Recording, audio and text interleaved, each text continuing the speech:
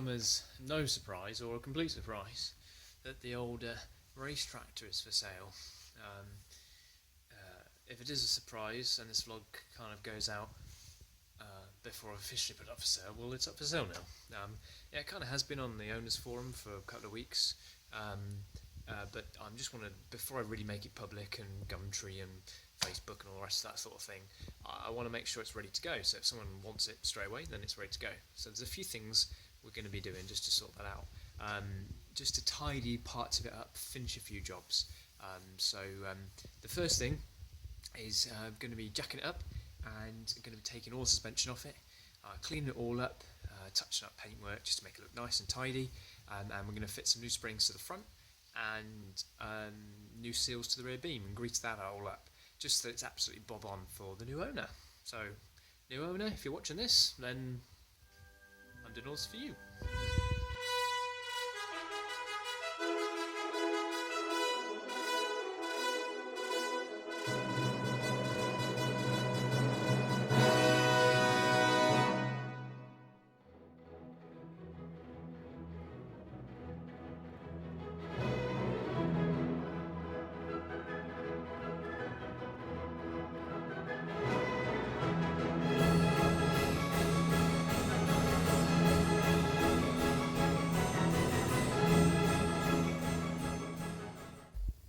Piggy's top tip for making a bit of a gap in here so we can knock the hub assembly here, the hub cup, off the strut.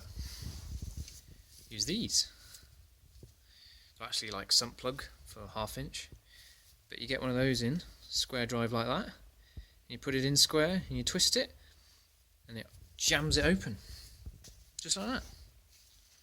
So that's what we're going to do. We're going to get that one, we're going to put that in the back and then twist it, and that'll open it up beautifully. Top tip.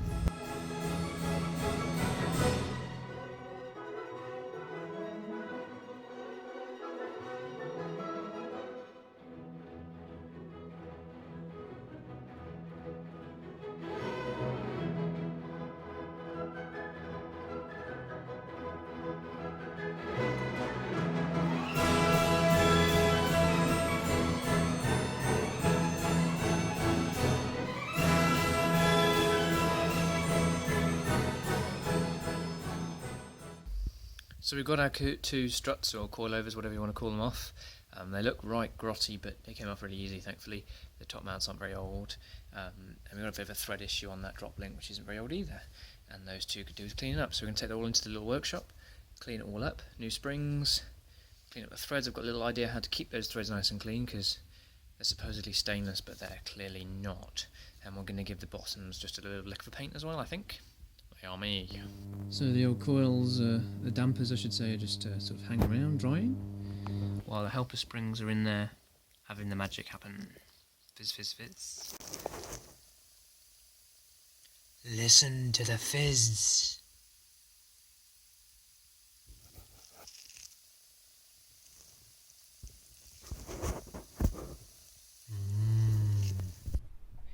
So these are the helper springs that have been fizzing away in the bucket down there. This one's come out and I've given it a quick rub down, basically just a quick rub with a wire brush and cloth. And this has just come out and they look a bit white when they dry out.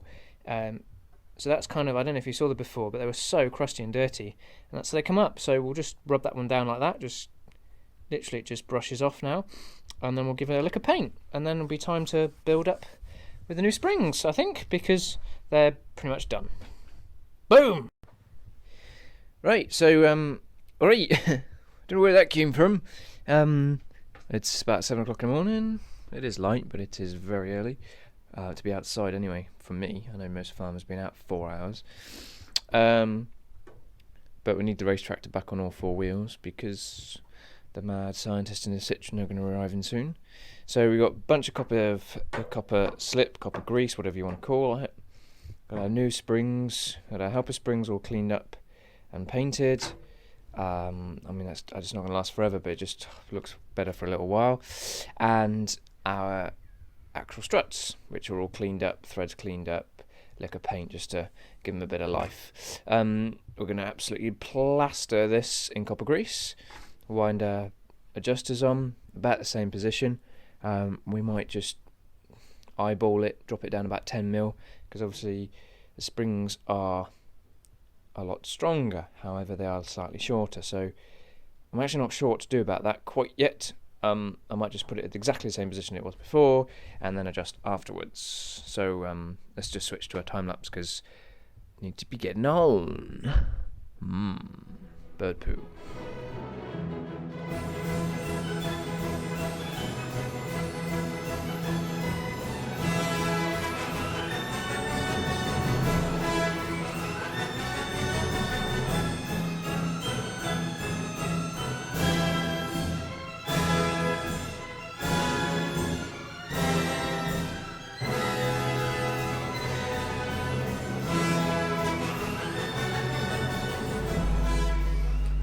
So there we go, all done.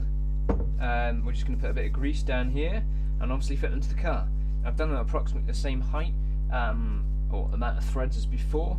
The spring is about, well, I think it's half an inch or an inch, no, it's an inch shorter than the old springs, but being that they're 300 pounds not 275, it's going to obviously mess with things. Otherwise you could, if they were the same springs but a bit lower, you just adjust that, so they might sit. So we just left them sort of finger tight. We've just pinched them. We'll put them on the car, we'll kind of drive around the block a few times, just let it settle, and then we'll go back to the workshop and check heights and adjust appropriately. So we'll just go and fit them back to the car.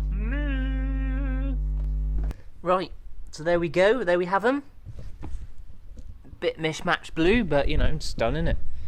And just for the other side, just to show for evidence. There we go. All done up, so all that's left to remain to do is stick the wheels on. We'll run it round and see what height we've got. That'll be interesting.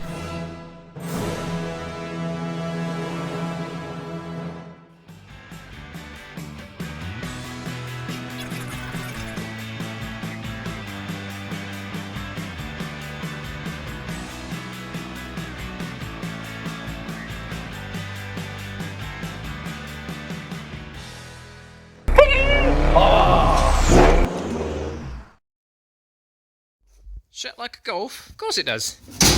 Oh, hang on. No, it doesn't quite shut like it used to.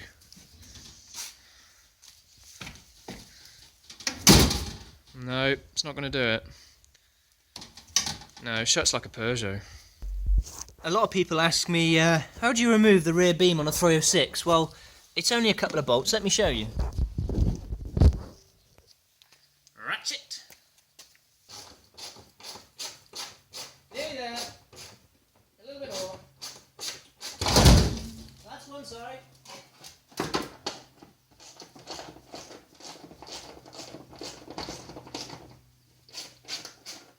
Nearly there.